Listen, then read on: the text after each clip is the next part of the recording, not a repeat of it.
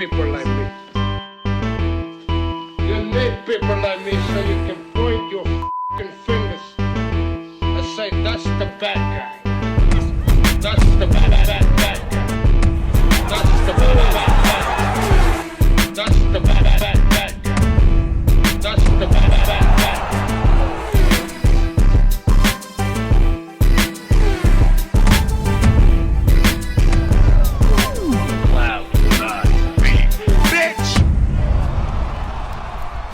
Welcome to the motherfucking relay. We're covering today's top boxing news. Ow! Okay, we'll start with this. The latest from Ryan Garcia, who says, I'm ready to get at it at 140. I'm going to beat Rolly's ass. We know there's a mutual interest in making that fight between Ryan and Rolly, but the problem is that Rolly is currently under orders to satisfy his mandatory challenger, O'Hara Davies. That in tandem with the politics of boxing, that Ryan is still with Golden Boy and Rolly's with the PBC. I'm ready to get at it at 140, Garcia told PBC host Ray Flores while in Vegas for Spence's media workout. Bring on Rolly's, he's part of the PBC. I already ran it once, didn't get my get back, but I'm going to beat Rolly's ass. We're going to have that at 140, a far healthier weight for Ryan than his last fight, 136 with Gervonta. Romero is currently tied to a mandatory title defense versus England's O'Hara Davies. Not at liberty to take a voluntary in Ryan Garcia, however lucrative it might be. Ryan Garcia, who has fought above the lightweight limit for each of his last 3 fights. The most recent came in a 7th-round knockout loss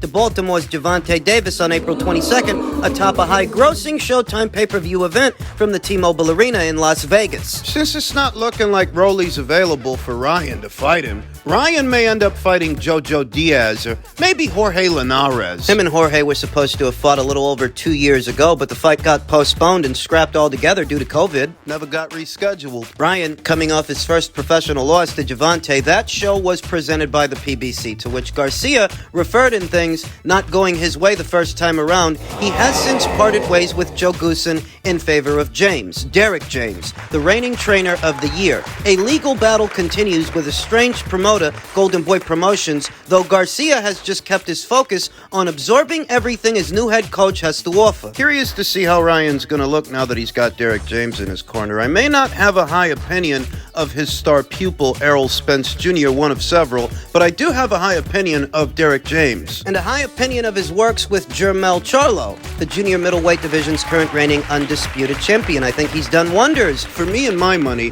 Jermell is a better example of why Derek is a great trainer than Errol. Errol is a sparsely active, injury-prone fighter. Jermell really isn't that much more active than Errol is, but I do feel like Jermell has faced a wider variety of base styles than Errol has, challenging opponents. It's one man's opinion. Feel free to disagree. It's like a family. We're bonding. I'm hungry. That's why I'm here training. I'm happy to be a part of the team. I'm improving, getting better. Garcia previously defeated streaking contender Emmanuel Tago and former secondary titleist Javier Fortuna in back-to-back junior welterweight fights in 2022 prior to his loss to Davis. Doesn't look like he's going to be able to get Rolly into the ring, so maybe he ends up fighting Jojo Diaz later on this year. Maybe he ends up opposite the ring former 3-division champion Jorge Linares. Ryan Garcia doesn't seem to be in any hurry to fight for an alphabet title unless it's Rolly's alphabet title. There are any number of fighters at this weight that would be happy to share the ring with Ryan Garcia, but as you can imagine, he's going to be picky. He's going to be selective. He's not going to fight just anybody. Once Rolly specifically, reigning WBA champion Rolly Romero, who's currently under orders to face O'Hara Davies, managed by Lee Eaton. Lee Eaton himself posted this caption to his social media, which reads, as expected, Rolly Romero shot himself trying his hardest to get out of fighting O'Hara Davies. He tagged O'Hara, he tagged the WBA, Gilberto Mendoza, the president of the WBA, and Leonard Ellerby of Mayweather Promotions, who promotes Rolly Romero. With a screenshot that reads, Dear Sirs, yesterday, Romero's team presented a medical report which is being analyzed by our medical committee members. For that reason, the WBA Championships Committee has decided to postpone until further notice. Best regards. There was supposed to be a purse bid hearing. That if these two guys can't reach a deal amongst themselves, if the two teams can't reach a deal amicably, it's going to go to a purse bid, and the rights to the fight fight will go to the highest bidder. This is a strategic play from Team Romero. He's not fucking injured. Many times have you openly heard Rolly Romero say that he doesn't want to waste any time on O'Hara Davies, that nobody knows him. Fight's not worth no money. And more banter to that effect. We already know that Rolly doesn't want to fight O'Hara Davies for a good number of reasons. One being that the value of an O'Hara Davies fight is not akin to the value of a Ryan Garcia fight. That's what he says. And now for what he doesn't say.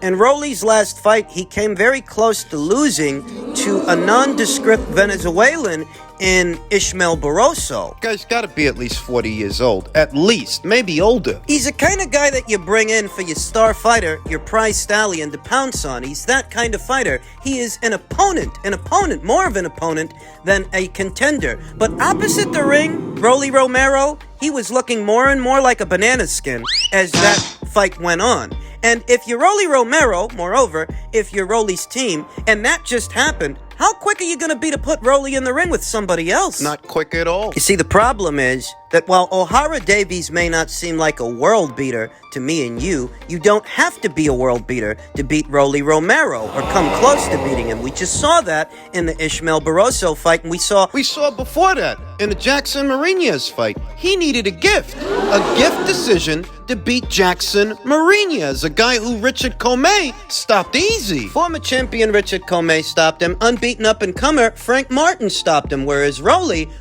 needed a gift. Gotta understand, Rolly Romero is not a good fighter. He is not a good boxer. He is not made such by procuring the WBA title. He is still the same flawed, limited fighter that he always was. And if you put him in there with O'Hara might fuck around and beat him. He might. That's a problem. Yet another problem is, if you actually let this fight go to a purse bid, the PBC would be running the risk of losing the rights to that fight. See, here's the problem. What? In order to do a deal, you have to agree to terms, both Team Romero and Team Davies. And if Team Davies wants to play hardball, if you offer them a number and they don't like the number, they don't like the money, and you don't reach a deal by the deadline, it goes to a purse bid. And once it goes to a purse bid, anybody can bid on the fight. Sky Sports and Boxer can bid on it. Top Rank, Golden Boy, Matchroom.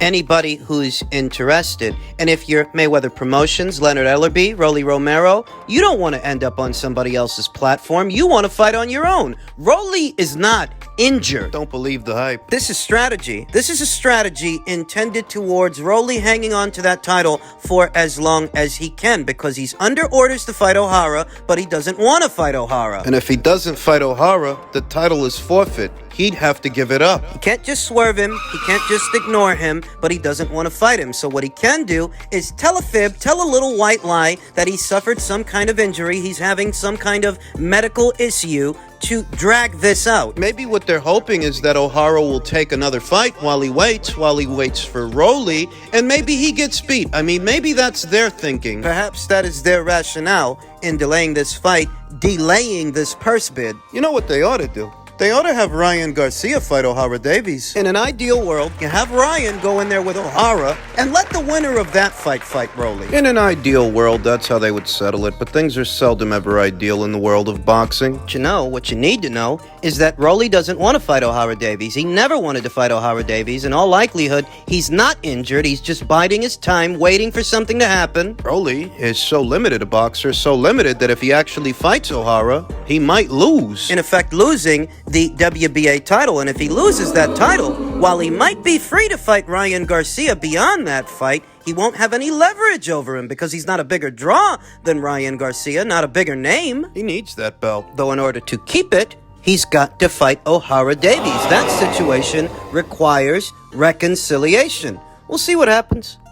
North of junior welter at welter, Derek James says the keys to beating Crawford is to chop him down. Likely referring to Spence's body attack, his patented body attack that he's become so famous for. Both Errol Spence Jr. and trainer Derek James realize that in order to eliminate Terrence Crawford in the undisputed welterweight title tilt on July 29th, an arduous axing job must ensue. The key is for Errol to know who he is and never really go outside of what we really want to do. To win, we have to chop him down. That's the key element. Keep breaking Crawford down. That's all I want him to do, James told BoxingScene.com in an interview. Errol needs to be the best version of himself. Go out there and stay focused. The winner of the fight needs to have fortitude. You'll see a fighter get pushed. I happen to think in order for us to see the best version of Errol Spence Jr. on July 29th, you're going to need a time machine, and you're going to have to conjure up that Errol Spence Jr. that beat Kell Brook in 2017, because that was perhaps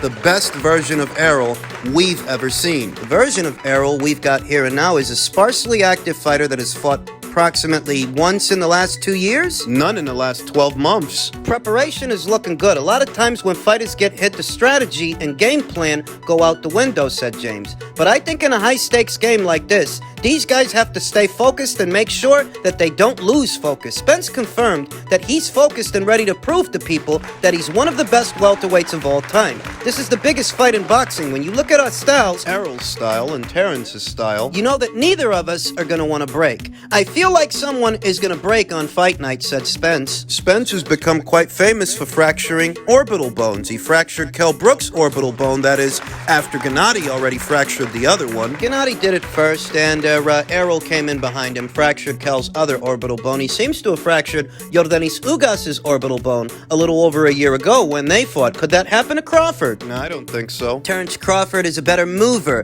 and a better counterpuncher than either Yordenis Ugas or Kell Brook. Those two fighters are not of the same ilk as Terence Crawford, a far more challenging opponent than they are. Than they were. Because when have either Kell Brook or Yordenis Ugas ever been ranked as pound for pound in the world, pound for pound in the sport? When has that happened? He can show what he wants to show. He might go on and do his thing after I beat him and prove he's an all-time great, but he can stop that nonsense because I'm winning on July 29th. Says an emboldened Errol Spence Jr. But if you've been following this channel the last couple of weeks, the last couple of months, the last couple of years, you'll know that I've had Terence Crawford winning this fight for approximately 4 going on 5 years now, if not 5 years. Stylistically, Terence has all the tools to beat Errol Spence Jr. I don't see it any other way. But Errol does. Errol happens to think I have every tool to beat Crawford. It's the only fight I wanted. Coincidentally, it's the only fight the welterweight division needed. It didn't need Spence versus Thurman. And it doesn't need Crawford versus anybody else.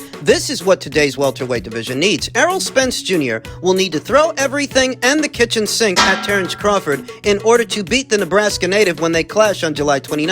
The Texan feels confident that he has every piece of hardware to pick apart his touted counterpart. I have all the tools to beat him, Spence said during the first episode of All Access on Showtime. Terence Crawford is the only fight that I wanted. I couldn't think of a better scenario. He's a great fighter. I'm a great fighter. This is happening now. It's happening at a great time. Terence is my dance partner. I feel we are going to make each other great. But somebody's got to win and somebody's got to lose. And let's hope that when somebody does, there's no controversy. That it's a clear win, a decisive win, whether it's a Spence win or a Crawford win. But Crawford, he needs a knockout. He can't trust the judges to award him a decision. Even if he is in bed with the PBC for this fight, He's not the house fighter. silver lining for Terence is that upon arriving to the welterweight division, he has quite literally stopped every single fighter, every single welterweight he's fought. Errol Spence, at least in my opinion, is just another. I think Errol understands that when he acknowledges that. When he says, I feel that Terence Crawford is a guy that's going to go for the kill, especially if he smells blood. Terence Crawford is a mean fighter. He's a guy that if he gets you hurt, he's going to go for the knockout. Spence and Crawford will be fighting for the welterweight division's supremacy. Nothing will come easy for either fighter, and the future undisputed champion will have to prove immense fortitude to finish on top. I could see Errol getting off to an early start because it usually takes Terence 2 to 3 rounds to get a guy's timing and rhythm down. Errol, on the other hand, he's got a more simplistic approach, throwing punches in bunches while stepping into his jab.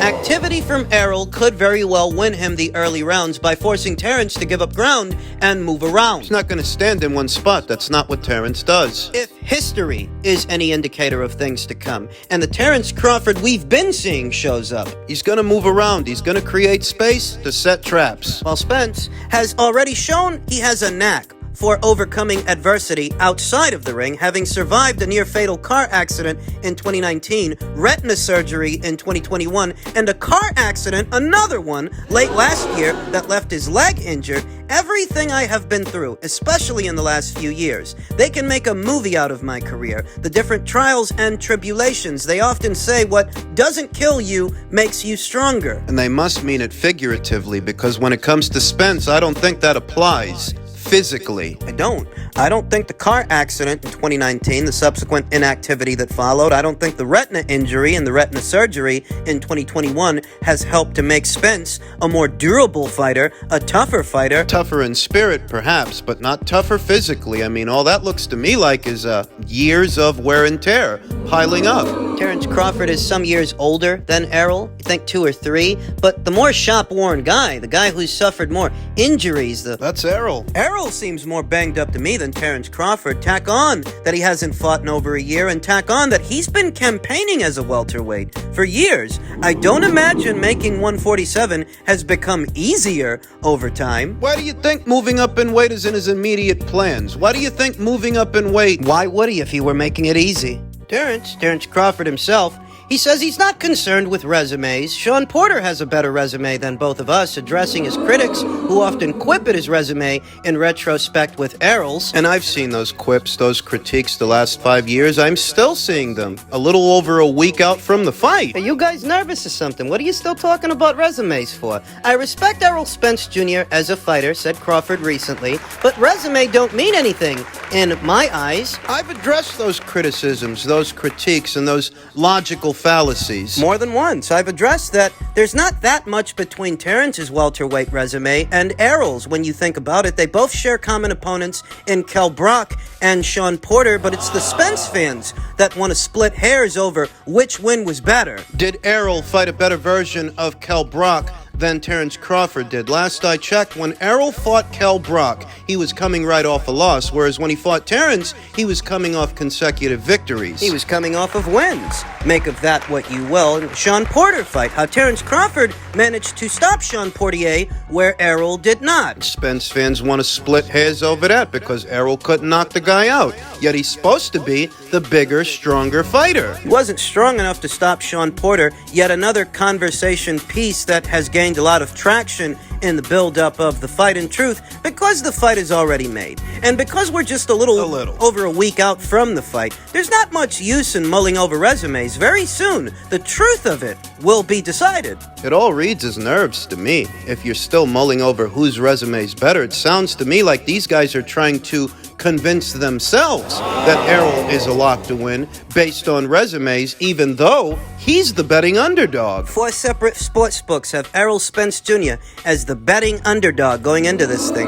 In Terrence Crawford's mind, all this resume talk, Porter put together the sort of run that leaves both his and Spence's portfolio in the dust. But no one has ever considered Porter a better fighter than either of them. To be honest, Sean Porter has a better resume than the both of us. It really doesn't matter, and I think that all depends on how you look at resumes. Do you just look at the names that are there, or do you look at the names and the outcomes? You have to win for it to count, you know. Though once again, it's much ado about nothing. The fight between Terrence and Errol is made. When you mull over resumes, what you're looking for is evidence of who the better fighter is. We don't need to do that anymore because these two guys are about to fight, so we'll find out who's the better fighter soon enough. Errol Spence or Terrence Crawford?